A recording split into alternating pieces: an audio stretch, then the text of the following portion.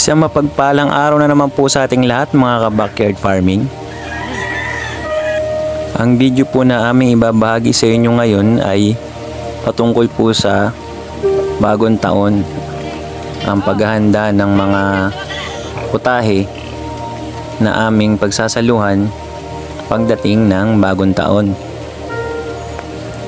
Gawa nga po ng hindi pa po sobrang masagana ang aming pamumuhay. Wala po kaming budget ngayon sa mga panghanda sa bagong taon.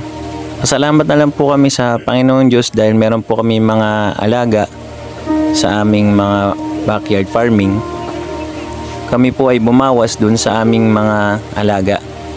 At ito pong ihahanda namin ngayon, lechon, ay galing po ito dun sa inahin namin. Ito po ay isang kapatid po dun sa mga marami namin biik.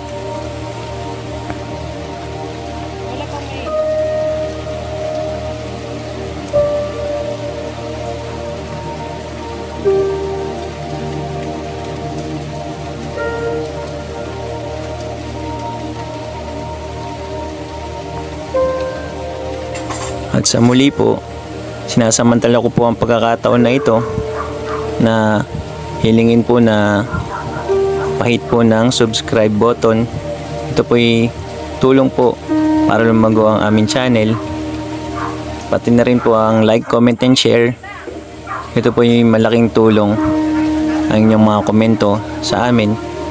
At saka pa-comment na rin po kung paano kayo maglechon. Yung mga marunong po at mga hustler po dyan na mga maglilechon, pa-comment po kung tama po ba ang aming paglilechon. Ganito po kami maglechon sa aming probinsya. Sana po ay panoorin nyo po hanggang dulo.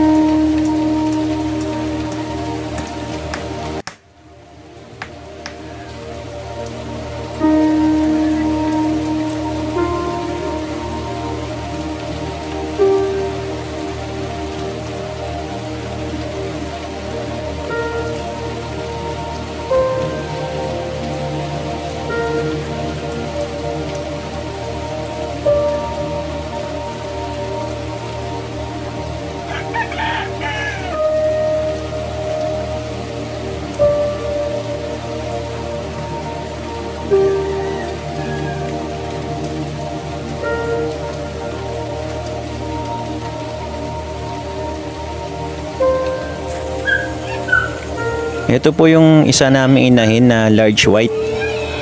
Siya po ay manganak sa darating na January. Ito po ay ating abangan na naman at amin pong ibabahagi sa inyo kapag nanganak na siya. Kami po ay mga lilipat ng lugar kasi nandito po kami sa lugar nila mama. Lilipat po kami dun sa amin kasi baka po umulan. Wala pong silungan dito. Dun sa amin po kasi meron po kaming sisilungan at mapaglulutuan na hindi mababasa yung aming lilitsunin.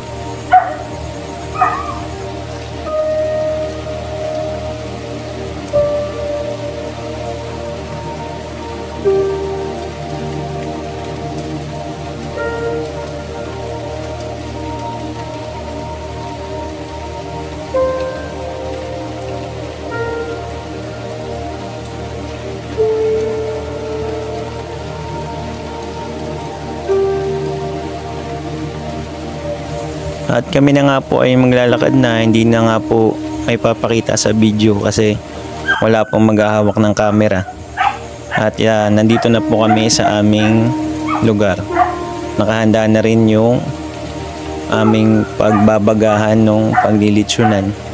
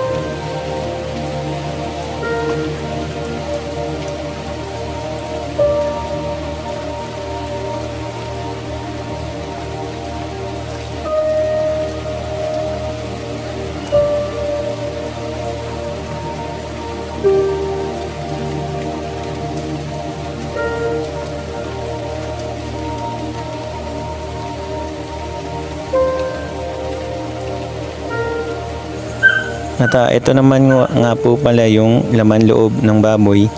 Ito po ay pwede pa rin pong gawing ulam at sikat na sikat po dito sa Pilipinas ang dinuguan po.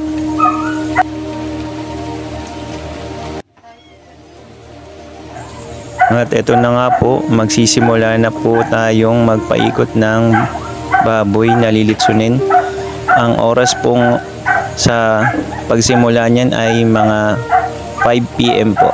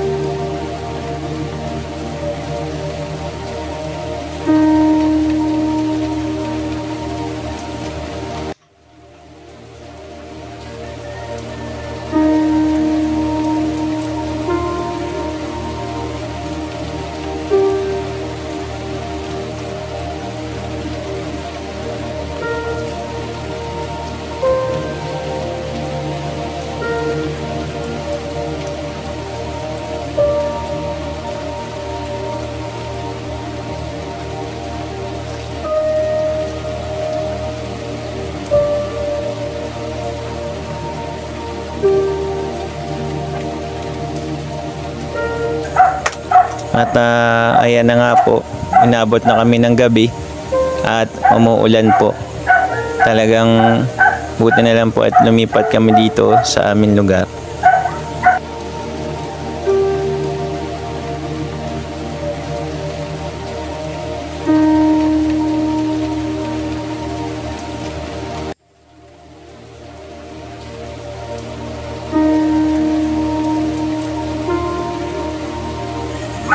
May kinukuha po ako dyan yung katas nung nilitsyon. Ngayon ko lang po matitikman yung katas na yan. Malalaman natin po kung talagang masarap yung katas ng litsyong baboy. At dyan nga po pala malalaman kapag yung lumalabas po na katas dun sa baboy is malinaw na, ay malapit na pong maluto ito.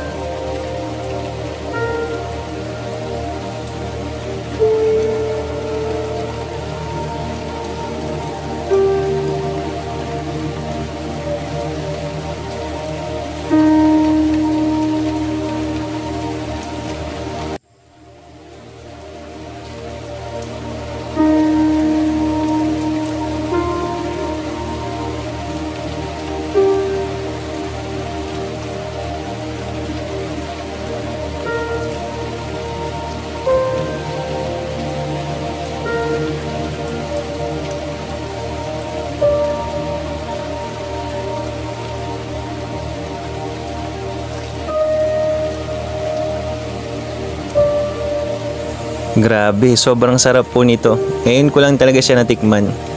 Kaya po pala mas mahal yung lechon de leche kaysa sa mga regular na lechon. Kasi po iba po talaga yung lasa ng batang-bata pa po na baboy pag nilechon. At ayan po, natapos na po ang paglilechon namin ng baboy. Ang time check po, 7 o'clock po kami natapos. So, mga 2 hours po namin siya niluto.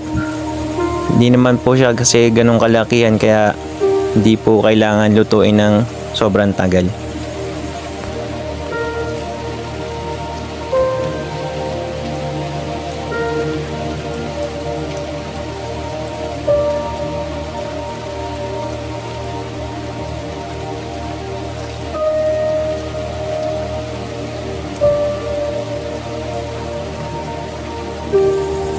Ayan po, ipinaparte-parte na po na namin ang katawan ng lechon kasi po ibabahagi rin po namin to ila mama at sa mga iba pa po na nagbigay din sa amin ng iba pa pong pagkain at saka yung mga ingredients po na ginamit namin dito sa lechon. Ganito po dito sa probinsya. Magbibigayan lang po talaga kahit wala kang mayahanda. Bigla na lang dadami ang iyong pagkain sa lamesa.